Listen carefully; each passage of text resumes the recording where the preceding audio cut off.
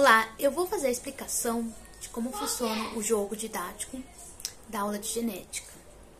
O jogo é sobre os fluxos gênicos.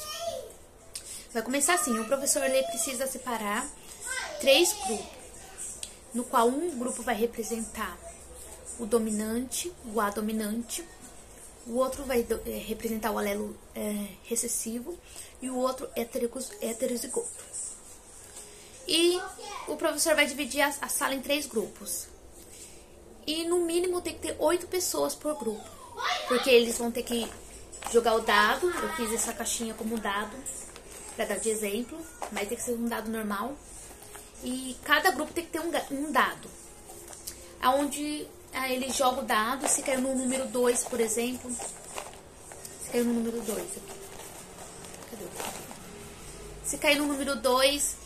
2 pessoas têm que migrar para outro grupo. Mas antes disso, de jogar o dado, assim que as pessoas estão já formados grupo, o que precisa fazer? O professor ele precisa distribuir aleatoriamente, sem ver. Ele precisa misturar, eu dei de exemplo esses papelzinhos aqui, mas vai fazer um cartãozinho igual de baralho, assim. A letra A, que representa o dominante, e a letra Azinho, que representa o recessivo.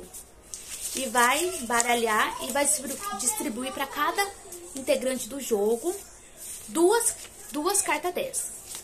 Sem ninguém ver, ninguém pode ver. Só as próprias pessoas do próprio jogo podem ver as cartas um dos outros. Mas as pessoas do outro grupo não podem ver. E aí o que acontece? Cada pessoa do grupo vai ter, por exemplo, se uma pessoa ela pegou um azão e outro azão, ela tem que ficar com esse azão. Pertence a ela. Ela não pode em nenhum momento, essa é a regra do jogo.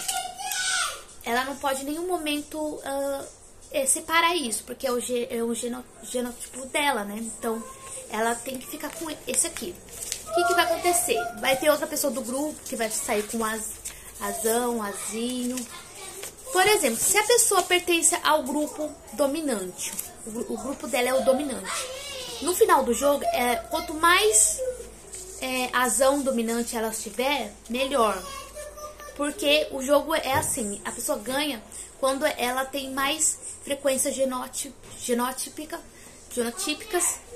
no seu próprio grupo. Então, por isso que na hora que ela for jogar o dado para outro integrante, por exemplo, caiu número 3 o dado.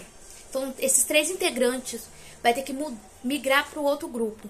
Então, convém a ela mandar pessoas que têm... Se ela é o dominante, o A, convém a ela mandar pessoas que têm mais o Azinho. Porque ela vai ficar com mais quantidade de azão.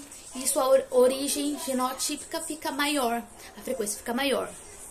E vai jogando, assim, aleatoriamente.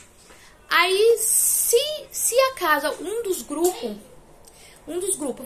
ficarem com só a sua letra dominante, por exemplo, o dominante, e não tiver mais nenhum azinho, acabou o jogo, esse grupo ganhou.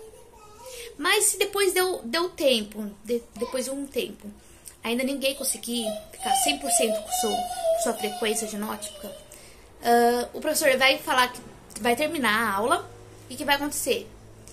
No final do jogo, cada grupo tem que fazer o cálculo de frequências genotípicas. E quem ficar, no final do jogo, quem ficar com maior frequências genotípicas é o ganhador.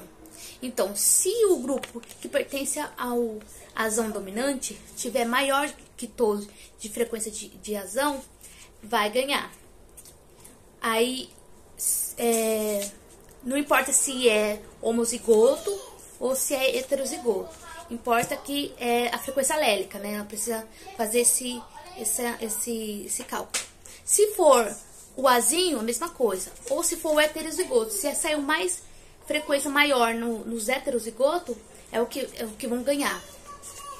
E assim, termina o jogo e a pessoa, no final, sabe...